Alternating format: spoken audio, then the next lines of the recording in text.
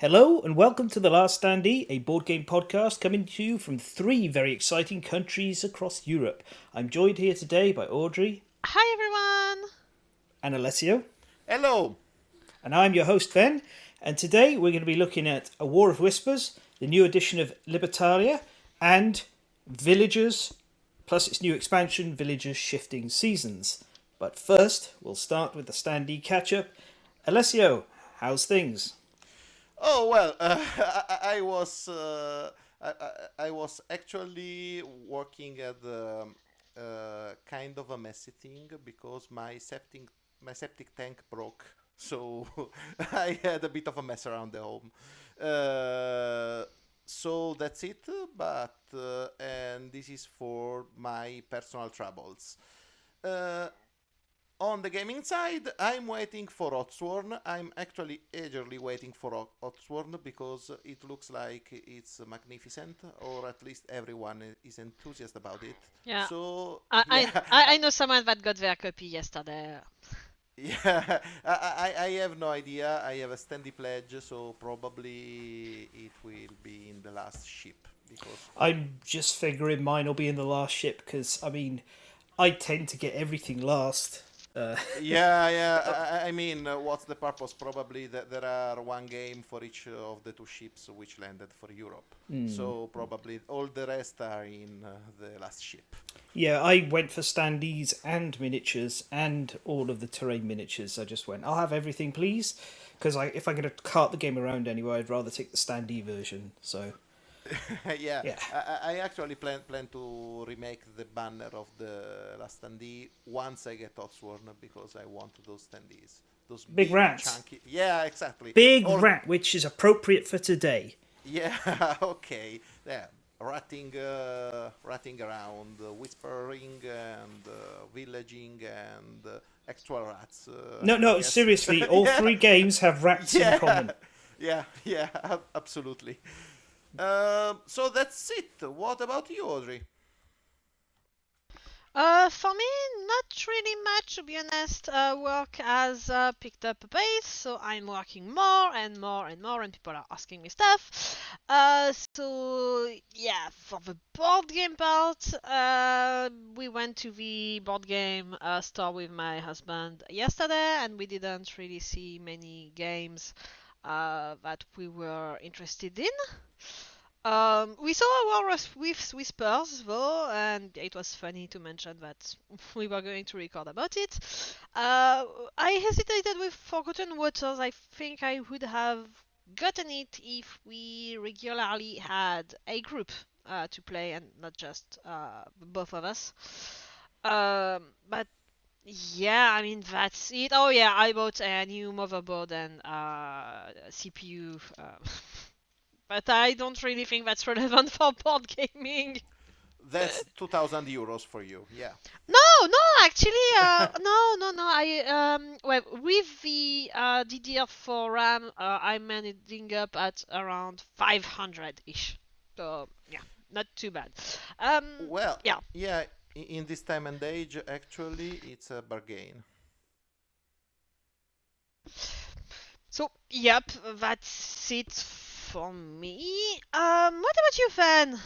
Do you have exciting stuff to share about? Oh, not really exciting stuff, no. No. Oh, I mean, do you have it's stuff to mostly share about? well, I've got projects going on that I'm not going to talk about yet because they're personal projects. So I've been working on things that I've put under a personal NDA for most of this time. So expect to see Wow. something on Instagram in about 2 months' time when I finish it. Probably, if I. Self-imposed NDA. Yes, yeah. Well, it's more of I want to get this done. It's a painting project, and I know if I start posting bits up and talking about it, I'm going to stop wanting to get the thing done properly. I've still got 4 models to paint, and each one of them's 2 to 3 days worth of work. So I don't want to suddenly be abandoning it. But I did want to mention it because I had to get some replacement parts, and they were shipped in a. It was actually nice. I didn't have to pay for the parts. It was really great. They were fantastic. The support.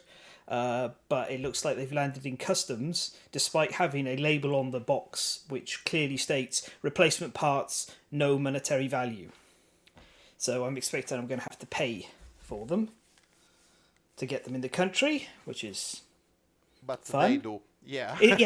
Yeah. So what is it going to be like? The equivalent of probably €8 for me to get this stuff.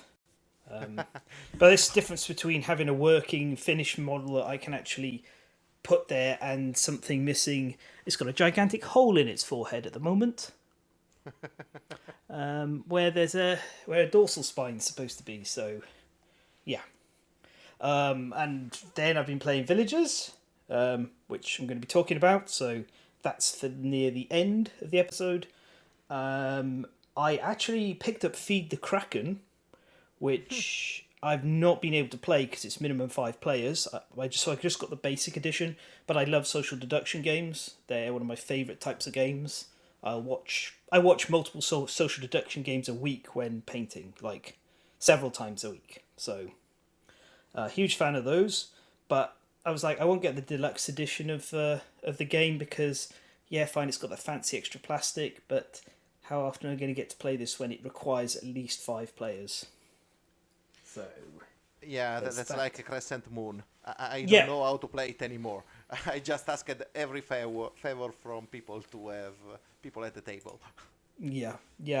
I mean, and I toyed with the idea of getting the Blood on the Clock Tower box, because I really think that game is absolutely fantastic. I've been thinking about it for a while, but it's in the UK, so VAT got added on, and when I was like, oh, this seems like a lot for €1,600, no, €160, 1,600 kroner.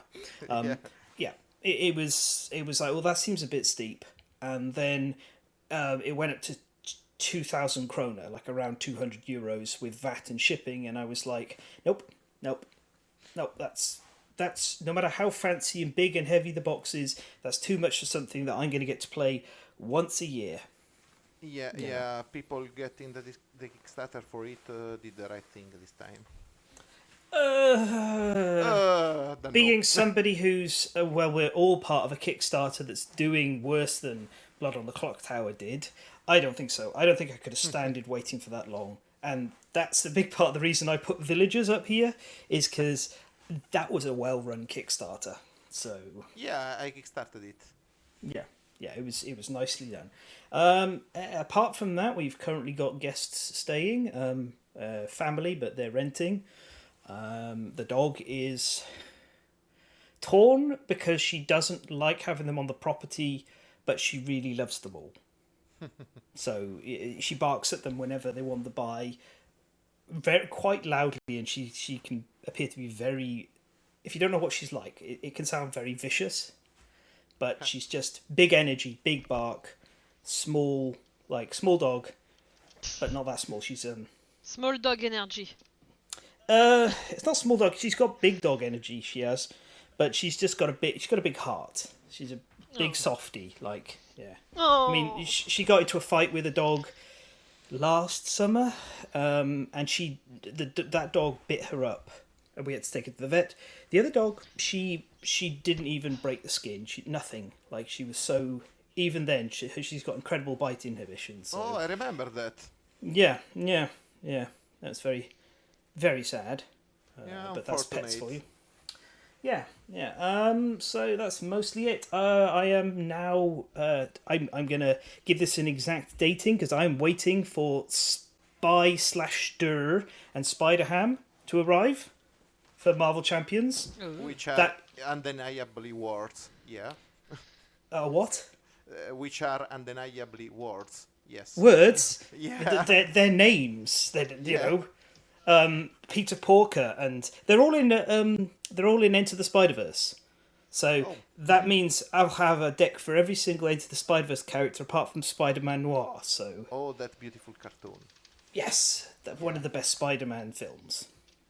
You know, I'm looking forward to them arriving. The Web Warriors as a faction's looking very strong, and it will pretty much. I'm missing a bunch of the encounter packs. The hood in particular is quite frustrating. You need to get, but you got a budget. I can only spend like €40 a month on Marvel at most. So, you know, one thing at a time.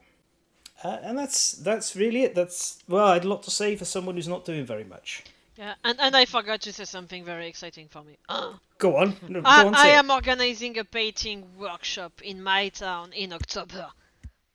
That's Ooh. exciting. And I just got a bit late compared to the hour that we had mentioned due to meeting the guy who organizes stuff at the House of Youngsters and Culture where it will be hosted.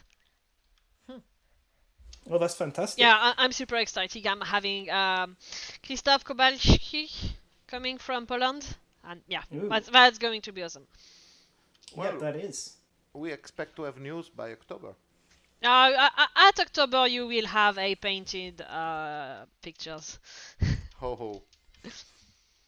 Yeah. Yeah, that's very cool. Okay, so I think it is time now for us to don our cowls, skulk about in the shadows as we talk about the short form political intrigue war, in quotation marks, game, a war of whispers. Or as another way to call it, as that was a terrible mouthful, who went horribly wrong, is it's Game of Thrones in under an hour. So Audrey, you'd start talking to us all about a War of Whispers and the Supplicant Spider. Yes, A War of Whispers. It's a game designed by Jeremy Stoltzfus. I hope I pronounce it well. And a game that's been crowdfunded and who is now widely available in game stores, which is why I saw it yesterday. So it's a war game that is not a common war game, and I really enjoyed that because you have five factions which are fighting over a map, and they all have animal symbols. Like you have the elephants, the lions, the birds, stuff like that. But Horses yeah, I was not going to name them all. and the bears. Yeah. And they all have a color, like the lions they are orange, the bears are blue, etc.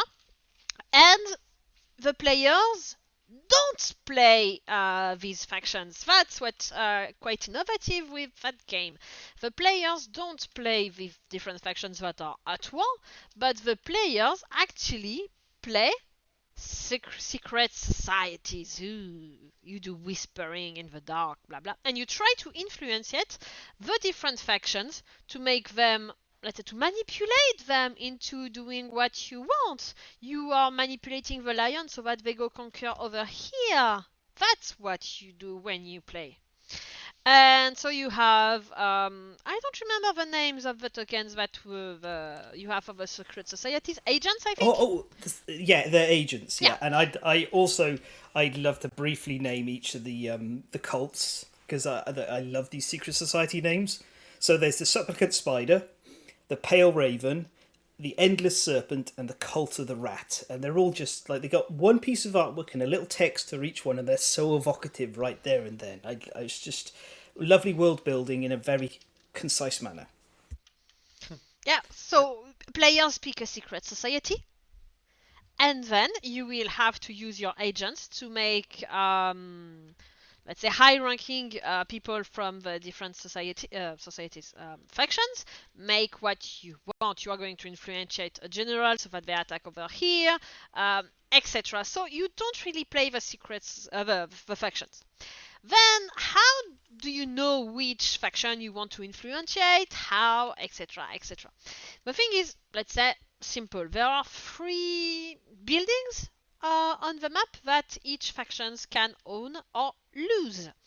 There are towns, there are villages, and there are towers. Villages can spawn troops when you activate them. Towers are basically just made to fight when there is an attacker, and the villages just spawn troops. Yeah, I said them. I said that already. I said villages You first. missed the cities, which I are missed what the everyone cities. wants. Yeah, the cities which are what everyone wants, which are basically control for the zone. When there are troops, they fight, and when the troops that remain conquer the city and make it turn color. So That's how you score points at the end of the game, by how many cities each faction owns at the very end of the game. Because each player has a board on which you can place the tokens, well, not on which you can, but on which you have to place each token for the different factions, and you will put them in order. There is one token which is five times, one four times, something like that, and the last one are 0 and -1. So these factions will get you that amount of points depending on how many cities they own at the end of the game. So that means that you want to have the higher pointing, let's say the higher scoring factions owning lots of cities at the end of the game, and you want to have the faction that is worth no point or a loss of point to you owning absolutely 0 city at the end of the game. And that's not very easy because of course the other players have probably different ranking for each faction. And so you will have to compete with the other players to influentiate the different factions into doing what you want. But you may have the exact same faction ranking as another player, and thus that player might help you not knowing. And I think that's something that's a bit unique and interesting there, because usually in wargames, the other players help you mostly by making alliances against another player, and here it's a bit different because they do their thing, and yeah, you want that to happen as well. Okay, I have a question. Yes, ask. Okay, how is the game played mostly? Do you have cards?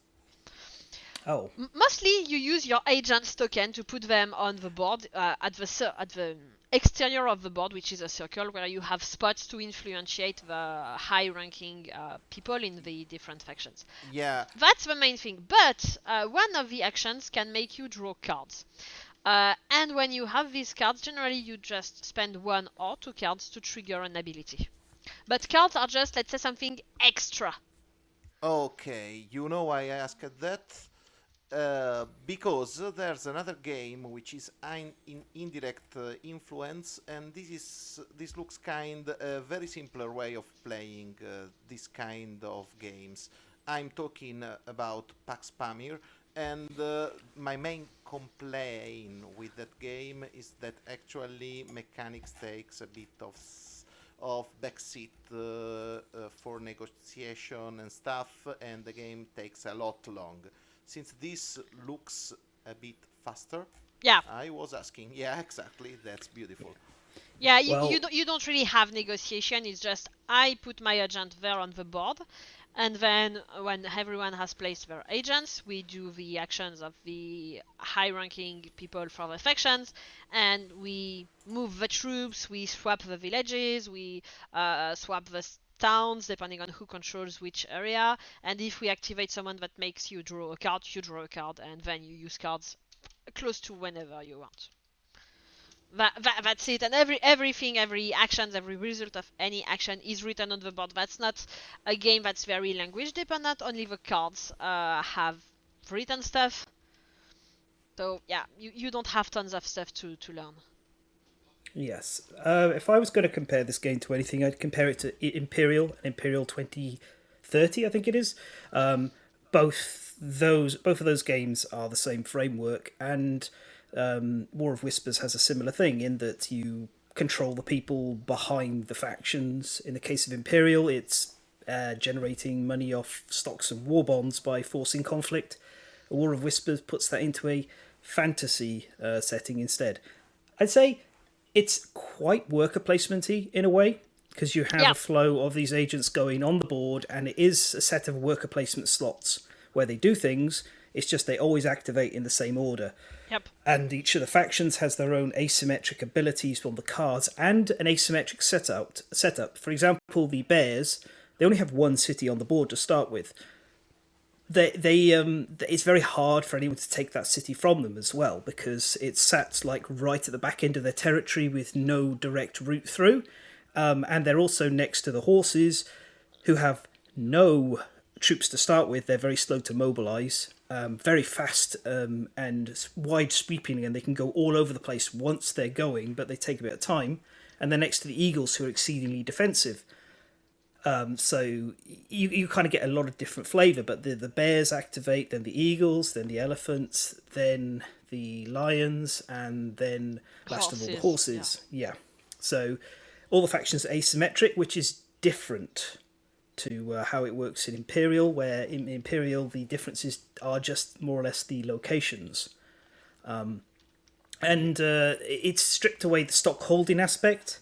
But to be honest, it's got a bit of that stock holding in it anyway, because you randomly deal your loyalty tokens at the start of the game, and of course the ×4 faction, that's like who you're most invested in. So you could almost look at that as, these guys, the bears, I've got ×4 on the bears, I really want them to do well and cash out at the end, and so on and so forth. So with all 5 different, and the way you randomise it each time keeps the game a bit fresh, because the actual troop deployment at the start of the game is very fixed.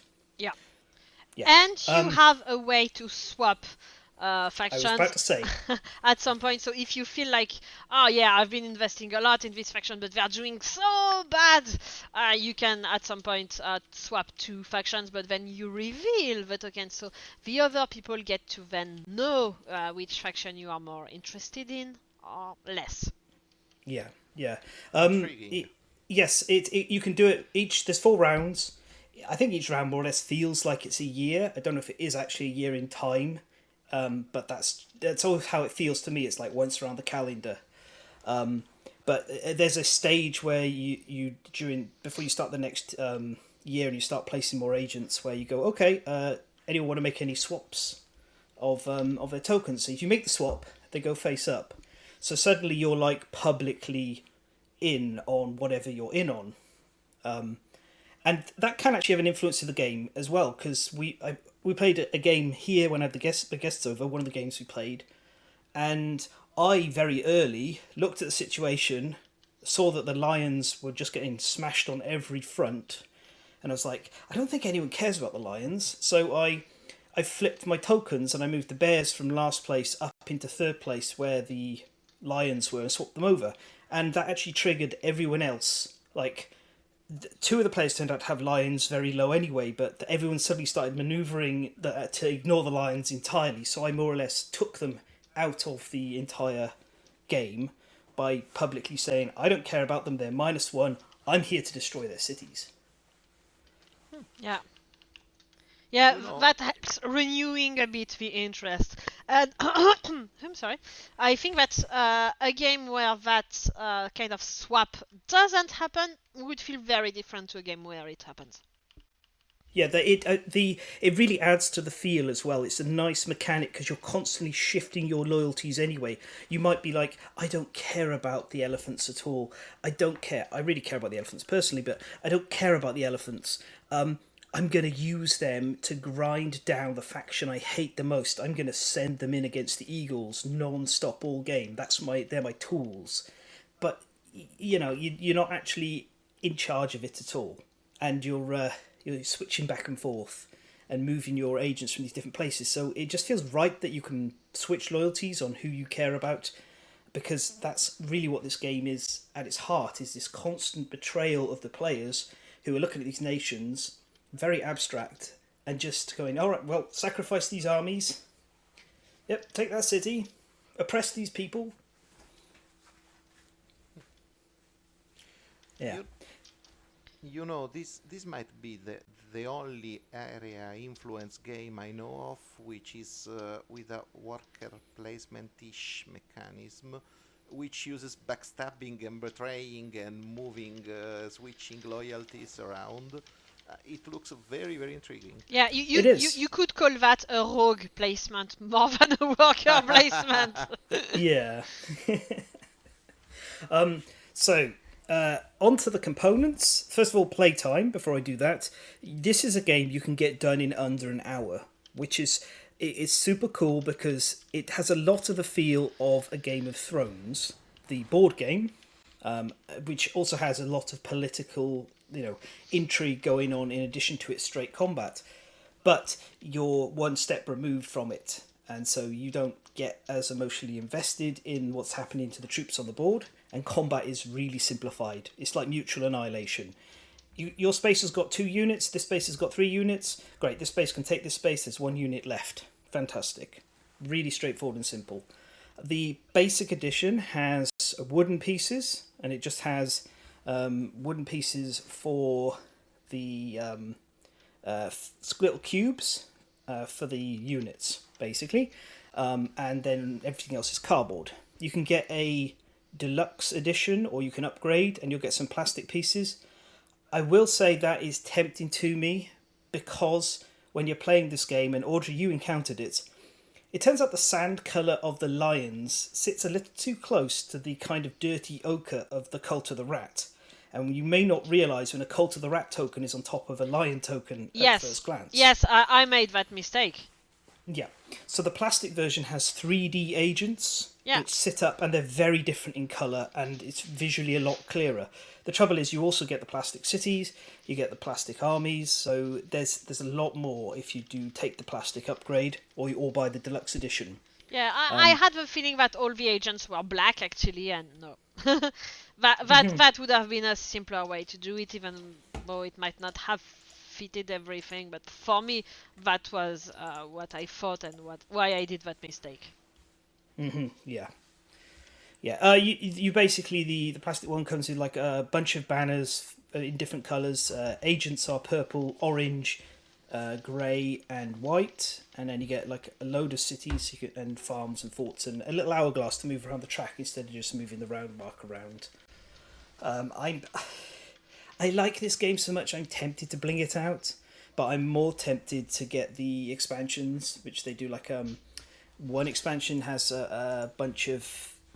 They all, both of them add extra cards, and one of them adds treasures, which is like a unique event that happens, and they're like a wild card kind of thing, and the other one adds dark alliances that adds more intrigue to the game. And I like this game so much that I'm tempted to just bling it out a bit more. I think part of it, the reason I like it so much, is actually the board shape, which is round, and I think that's super cool. Yeah. It just makes it feel like you're up and you're gazing down upon the world from your lofty cult-like position. So Yeah, I really thought that was nice as well to make. I mean, you make the cycle completely a physical thing. yeah, it really there's a lot to it, and I can see this being a game. If you played with the same group regularly, there would be a lot of metagaming starting to come into it, and there'd probably be some very interesting plays that are quite social that you can make. Yeah. Whether you're actually talking to someone and saying, "Hey, look, I really care about the Eagles. They're on my ×3. Who don't you care about, and we can work together?" And in actual fact, you don't give a hoot about the Eagles at all, and suddenly you move the troops away and just whoosh, in you get. So it's a lot of bang for a fairly small playtime and a reasonably cheap box. Yeah. I really think that it's a good, let's say, budget option for that kind of games, to be honest. And yeah, you have everything, and it's let's say no games won't look the same and anything. Yeah, I think it's really good value and good time. And for me, that don't really like competitive games, I did, due to that being a secret society and influencing the factions, I didn't feel like I was playing against you guys. Like, You don't, do you? There's like a lot of feel of cooperation. yeah, it felt like a semi-co-op, but not one where, yeah, you are beating a counter and at the end the one with most points wins, because that's not how it felt. It felt more like, yeah, negotiating, even though we didn't talk much. We could have. I don't think there's anything in the rules preventing negotiation. No. But yeah, it did felt like, oh, I'm going to try to go over there. If you can leave me here, I would like to have fun. And yeah, that's Yeah. something that I think is refreshing. It is. It is. And I think that's a good point to leave it. So that is A War of Whispers from Starling Games. And now, to continue so from the cult of rats to rat people, it's time to hand over to Alessio, who's going to talk about the extremely furry edition of Libertalia by Stonemaier Games. Yeah, the extremely furry edition of Libertalia. Aggressively furry. Yeah, actually, I think there's just one rat. I have the Italian edition, but I guess it's the beggar. So, yeah, anyway, the feeling of the game is basically the same because it's another backstabbing, cutthroat multiplayer game. So, Libertalia, Winds of Galecrest. This is a game by Paolo Mori. It's actually a remake of the original Libertalia. The original Libertalia was a game about pirates, regular pirates. Libertalia was actually an historical republic of pirates in south of Africa and the South Shores. Libertalia Winds of Galecrest is just furry sky pirates in the skies of the imaginary country of Galecrest. So, that said, this is a card game, and, I'll explain the main gimmick of this game later, because what you need to know is that in this game, you basically play pirates searching for treasure in 3 different voyages. You get cards for each voyages. Each voyage is 4 days long, the first one, 5 days long the second one, and 6 days long the last one. And you get cards. You can play 1 for each day, plus 2 more from where you can choose. You basically on each day of voyage you play a card on the table, and you sort them in the rank of the cards. Each card is ranked 1 to 40. And you play them in the order 1 to the left and 40 to the right. You go playing cards, and when everyone has played, these cards have basically 2 powers, actually 3, which are a sum power, which is played left to right, so the card with the least rank is played first, and the card with the highest rank is played last. Then you have a sunset power, which is played in the opposite order, so you go last to first.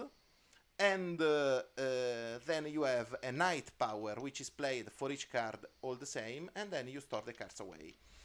Some cards have powers which activate from the ship, so you can play them when they are stored, and that's basically the game.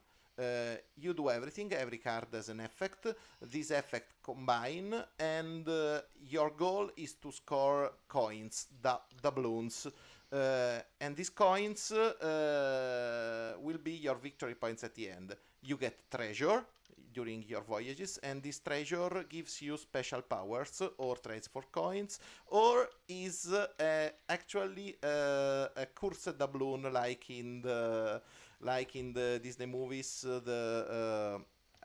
Help me with the titles in English. So the one with Johnny Depp. Curse of the Caribbean? Pirates of the Caribbean? Yeah, Pirates of the Caribbean, of course, like the Pirates des like Caraïbes! Oh, yeah, exactly. You mean the film series all about the adventures of Captain Barbossa and a bunch of people I don't care about? Yeah, exactly. And you play, basically everyone is Captain Barbossa. So But how can everyone be Captain Barbossa? There's just one.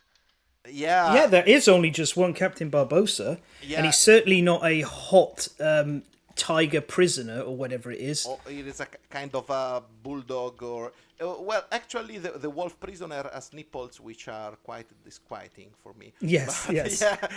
I don't want to be playing Johnny Depp. Yeah, I watched a playthrough of it, and the prisoner really does always draw a few raised eyebrows and comments. It's very hard to not meme around that look.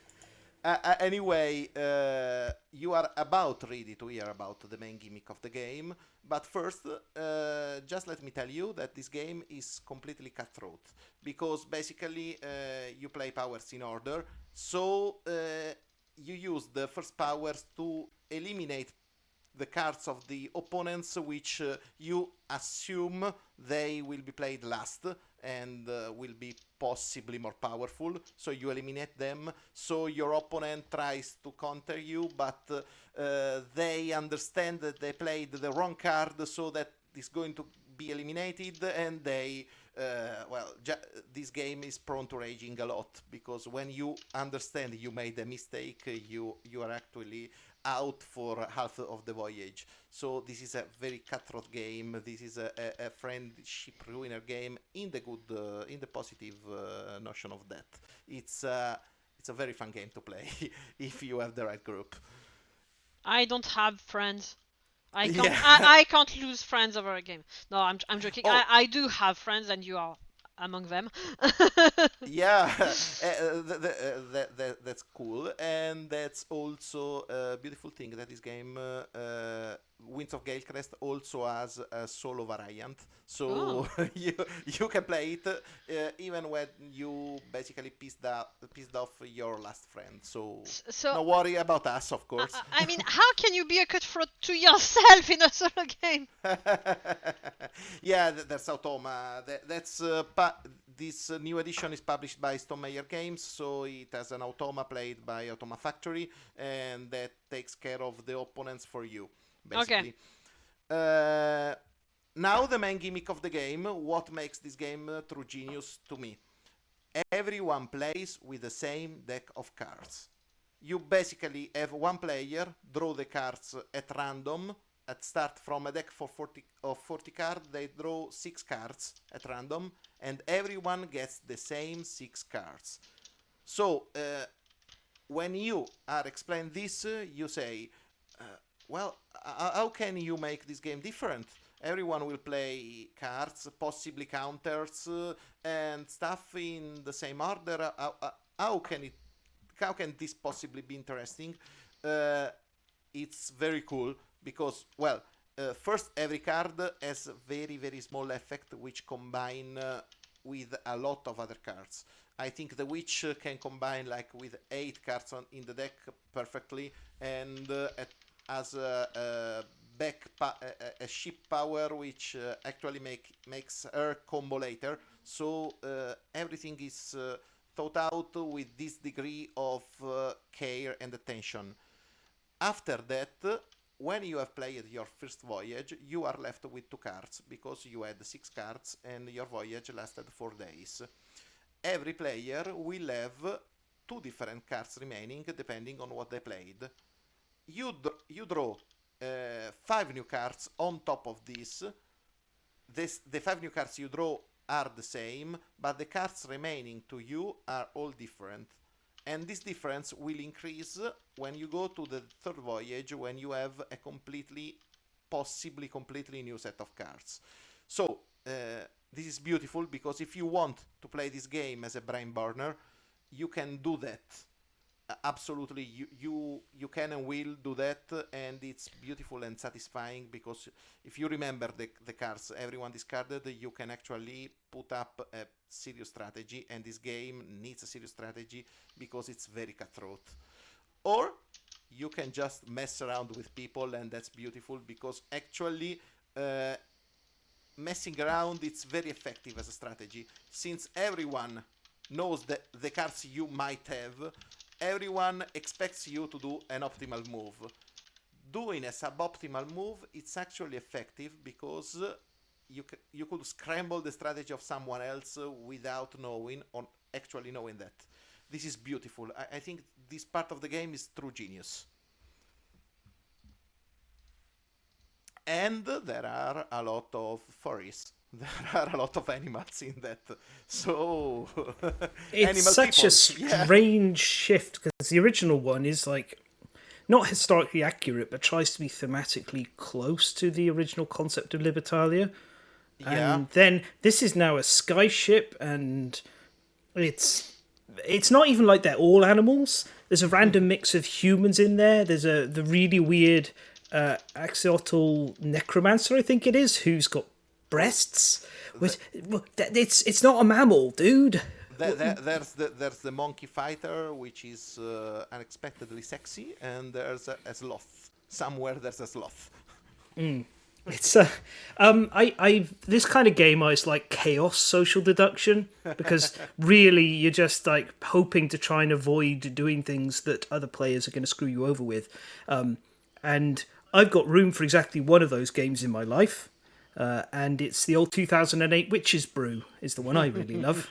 So I like Libertalia as a concept. I think the new edition has some gorgeous components. The tiles in the bag are just decadent, like Yeah. really over the top. I like looking at it, but I after watching it be played and then going back and watching the original being played, I decided I can live without Libertalia. Even I don't. Have you played the solo mode? I don't know how that's going to be fun.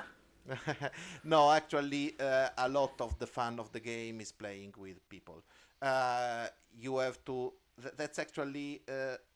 This game is basically backstabbing people in denying them treasure or having them accumulate a lot of doubloons and stealing them at the last moment. So, or you get a treasure. Someone lets you get a treasure. You can have a cutlass as a treasure, and the cutlass has a power which makes you kill off another character at any moment. So you discard that. This is the kind of the flow of the game. The beautiful thing is that usually games like this are completely mess. They are messy. They are just everyone trying to damage the others as much as possible. This allows you to actually strategize, and everyone has the same, actually are exactly the same cards. So it's beautiful because it's a game possibly infinitely replayable. You can change board conditions. You have a deck of 40 cards. Every card combines differently depending on when you draft them. When you get them, actually, you're not drafting. It's beautiful. It's really beautiful. It clicks a lot, and you have to play it. I think 3 or 4 is the best number of players. 2 players is kind of a brain burner. I think a lot prone to analysis paralysis, because actually you can forgive yourself if you forget the cards played by everyone if you are playing in 4-player. So you are a bit light when you play. So you mean that the more player, the more chaos? Yeah, the more player, the more chaos, but that's not necessarily it. You could play strategically. It's just that it's fun to make a mess. It's fun and it's actually strategic. You could do that because if you do a suboptimal move, completely unexpected, that will screw the plan of someone anyway. So you do that and you try to come up with the most doubloons. It's fun. It's really fun. Well, I was going to say, if you want something with the same kind of chaos but works better at 4, 5, and 6 players, then I've already mentioned it. I'm not going to use this as a segment to pitch Witch's Brew, but you've just reminded me how much I love that game, and I need to find where it is. Yeah, that's actually that's a great game too. But nothing forbids you to get both, because Libertalia is actually. I think that of course. I'm usually attracted by beautiful designs. I love when a game can express a lot with simple things, or by changing a thing like that. Having the same cards and doing that mess is something beautiful you should experience once in your lifetime. It's okay. You don't have to stay in the closet. If you want to become a furry, you can become a furry. You're very welcome. They're welcome everywhere. I have one in my role-playing group. You know, so it's absolutely fine. Okay, I'm not exactly furry, but no kink shaming, so... I'm not kink shaping. I'm not at all. I'm trying to encourage it. Yeah, of course. Yeah. So that's it. Libertalia, Winds of Galecrest, Stonemeyer Games. Mm-hmm. And you have more animal... do you have more animal than in Root, or less? More variety, of course. More variety, but less, because there are still humans in it, which is the Yeah. weird thing. That's why it feels a bit, not to beat a dead horse, but it feels a bit furry, because it's not just for all animals. It's like there's animals and humans, and like it's a weird setting. And I cannot stress enough that the wolf prisoner has nipples, big nipples. Yeah, so he should. Yeah. He should have like 9 of them or something. They should show like Somewhere between 8 or 10, but he's only got 2. Don't shame him for that. It's not his fault. He is the way the artist drew him. yeah, nature is a cruel mistress. Yeah. Well, I think we get to continue the rap theme. Because we're going away from fantastical furry pirates to the grotty old medieval Europe, set in the time where the Black Plague has decimated the populace and players take it upon themselves to be the very best community of people with terrifying googly eyes. It's villagers and villagers shifting seasons. So this is a 1 to 5 player drafting tableau builder. It is designed and drawn by Hakon Gardner, and it's I've made fun of the way the eyes look, and they will, when you play the game, they will bore into your soul. They're really, considering what they've been through, and yes, I know it probably wasn't rats that carried the Black Plague, but we've got a theme here for the episode, so deal with it. It's a very charming style, and everything about this game is just quality. I don't know what your edition is like, but mine comes in this really nice thin card box. It has dividers for every single different type of card. Yeah, it has a little it has a section to put the rule books in on the side. The cards are linen finish. I get little wooden tokens. It's gorgeous. And the art style is clean white cards with a simple image, very distinct iconography, little in the way of words, and excellent color coding. You can just immediately understand how everything fits together. So, as I said, it's time after the Great Plague, and everybody's starting off their little village. They'll have some founders and a village square card, which is where you put cards when you've drafted them, and where you put cards when you're going to build them, so you don't get mixed up. And the game will have a road of cards, which is 6 dealt out, and then above it, it'll have a set of face-down cards. Now, the road is where you draft from, but you can also, if the villages in the road are not really tickling your fancy, you can reach and take from any of the face-down piles. But this isn't just a completely random stab in the dark, because Villagers is one of those games that makes use of the back of its cards to provide a bit of information. Oh. Each card will tell you what class it is on the back, so it might be to do with grapes, or ore, or hay, or wood, or clay and things like that, or specials. So you get a nice little bit of information and also what people have in hand a little bit, but that's usually not quite so important. But it can influence things. So I like that. It's like not a completely blind grab. You go, I don't like any of these, but I am looking for some more grapes. So let's see what we get here with this grape card. First half of each round, you take it in turns to draft from this thing.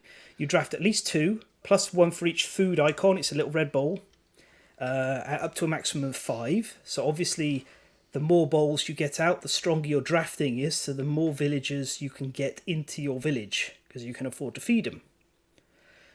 Then the second half is taking those cards and deploying them as jobs. So you're not really so much building the village as you are building the people who, tableauing the people who work in the village. And you will start from base generic villagers, which you get by discarding villagers you've drafted. You discard them back on top of any pile you like. So you've got a little small game there where you can look at someone who's like, they're building a wood industry, and you see there's some wood cards on the piles, and you just kind of dump some stuff on top to slow them down a little bit. It's not excessively mean, but it gives you that little bit of extra layer of strategy, which is cute. On some parts, it sounds a bit like Above and Below. Mm-hmm. Yeah. So your base villagers, which you'll get, generic ones, they have like slots for 2 other villagers to sit on top of them, and they'll be part of like an economic chain. So as an example, you might get yourself a graper, and then above that you'll put a vinter, and then the vinter has space to hold 1 more dependent business, and that'll be a wine trader. Or you might have a lumberjack and the lumberjack is supporting a cooper. So it's very thematic what you're doing, but you're only really getting the benefits out of the topmost cards. Everything else is like covered up, all of the previous stuff apart from the symbols, which sometimes become relevant. So everyone's villages develop in different ways. You might have one village with a glass blower, another one has got like a jeweler, somebody else just does stuff with hay, lots of hay, everything with hay. And it's all in pursuit of coins. Coins are points in this game, or gold as they call it. And it has a really cool mechanic based around the coins that I loved, which is certain cards have a little padlock on them, and that means that they need to be unlocked. In order to play them, there needs to be the right kind of job somewhere else. So, for example, the wine trader, who does have stuff to do with vines, grapes, the wine trader needs a glass blower somewhere. And if you have a glass blower in your village, then you'll take 2 gold from the bank and you'll put it on your glass blower, and then you get to play the wine trader. What this 2 gold means is whenever the market phase happens and places start paying out, you'll get 2 extra coins from that glass blower, which is really sweet. But if you can't do it that way, you can go to somebody else who has a glass blower and you have to put the coins on theirs. Or the last one is you can pay the bank too, which represents you going off further to like establish a trade route to get access to the glass to set up. So everything's interconnected, and sometimes you'll see someone positioned to make a industry that's like, hey, you need what I do. Come on, put those on there. And the earlier you do it, the more coins they pay out. And just it's a great way of making these cards stronger and generate more coins. It's so I really like it, considering how simple it is to teach, how easy it is to get to grips with, and how visual it all is. There's some really fun interactions and some tight kind of decisions to make in there. So, Alessio, you have this as well, don't you? Yeah, and I like it a lot. Actually, first let me say that grapes are kind of a very rare suit.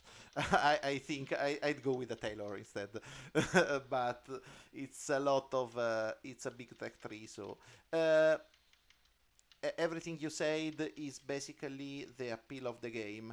You draft cards, you play them in a tech tree basically, and the beautiful part is that there are like 2 of each card, so you are forced to interact with another glass blower and stuff and everything. So this game is so simple and everything is meaningful. I love how it plays and how it goes. The only thing I could say against this game, possibly, is that, I would like to play it with 3 or 4 players, because a lot of suits would stay out of the game if you play with less. Yeah, well, that's because larger games need more cards. Yeah. I don't know if your edition has it, but my edition has rules for swapping around the sets, if you want to. Yeah, actually, I think it's basically the same editions. I also have shifting seasons, but to this day, I still never played it.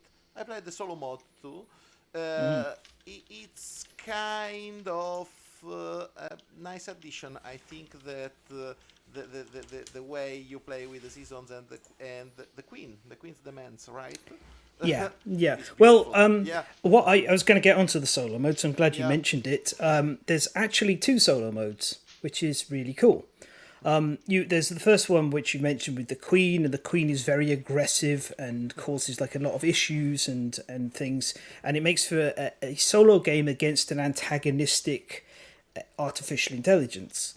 A very simple one, but still, it's quite interesting. The other mode is for if you're like, I don't want to deal with any of that, I just want to sit and build a village. And there's a monastery mode, which just has a little monastery. You play 6 rounds, and the monastery just grabs cards off based on a drafting order, and off they go into the monastery. You don't care about what score the monastery might get or anything like that. It's just a way of simulating someone else drafting cards.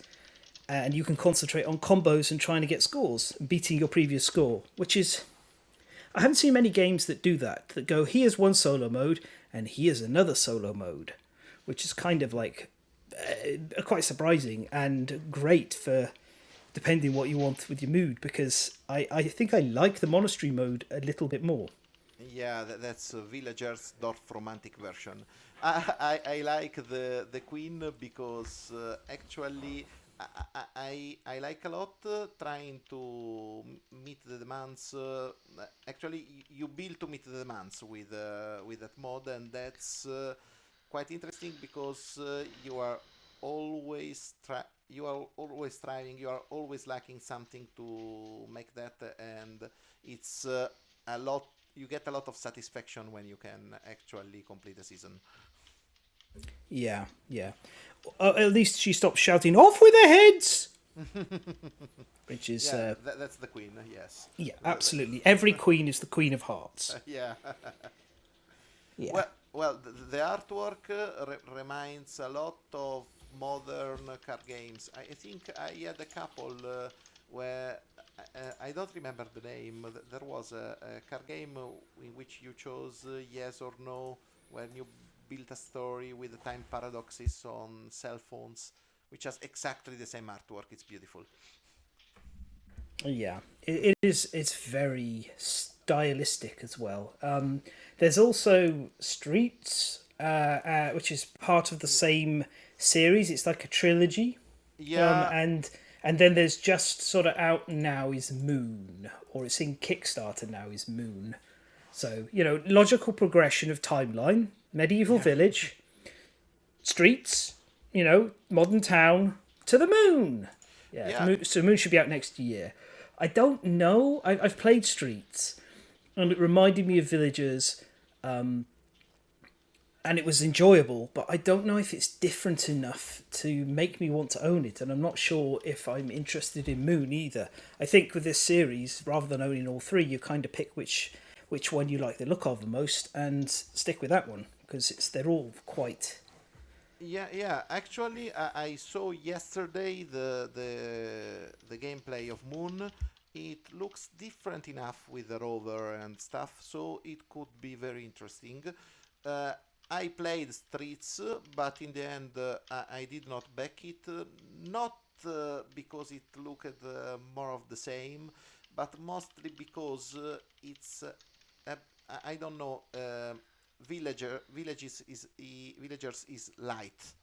Is a game you can play easily, and you don't basically feel compelled to compete to do stuff. You just build your engine, and you are happy to do that. You occasionally block other players. You occasionally interact by unlocking other professions, but the game is light. Streets, I don't know. It doesn't have that feeling. I have to say I only had a couple of plays, so I don't know. Moon is a lot interesting anyway. Oh, it's good to know. I probably won't get it still because I've just been reminded, looking briefly at Streets, that I have another game already that has this kind of feel to it. I wrote about it a while ago, and that's Santa Monica. Santa Monica, yes. Yes. I love Santa Monica so very much. It's such a chill game. It's really pretty, the way all the cards slot together and everything. So that's another option if you want this kind of tableau builder. And that's got another hands-off solo mode as well, where it's very like, off you go, what's your score, see how well you can do, which... I mean, if maybe there could be a queen in Santa Monica shouting at you to build your tableau in a way that satisfies her desire to go paddle around in the sea and build a sandcastle. That's what queens do at beaches, isn't it? Yeah, anyway, Santa Monica is a lot like that, yes. There's not Act 3 there, but okay. It's kind of you evolve stuff, so... Yeah. It's more positional puzzle rather Yeah.